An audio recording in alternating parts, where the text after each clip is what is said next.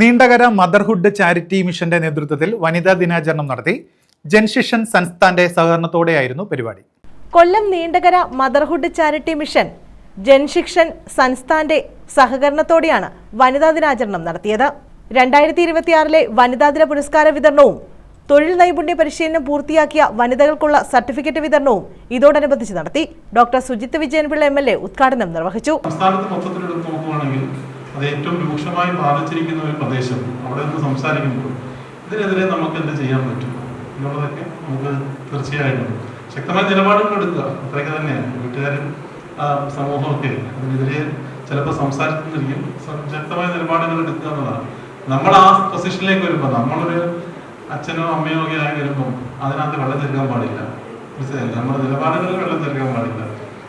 എനിക്ക് കിട്ടി, ഞാൻ കൊടുക്കത്തില്ലെങ്കിലും എൻ്റെ മോനിച്ചിട്ട് കിട്ടിക്കോട്ടെ എന്നൊരു ചിന്താഗതി ഉണ്ടാവാൻ പാടില്ല. നമ്മൾ ആ പൊസിഷനിലേക്ക് വരുമ്പോൾ എന്തായാലും സമൂഹത്തിൽ ഒരുപാട് മാറ്റങ്ങൾ സംഭവിക്കുന്നുണ്ട്. സ്ത്രീകൾക്ക് നന്നായിട്ട് അവസരങ്ങൾ ലഭിക്കുന്നുണ്ട്. സ്കിൽ ഡെവലപ്മെന്റ് അതേ രീതിയിലുള്ളതാണ്.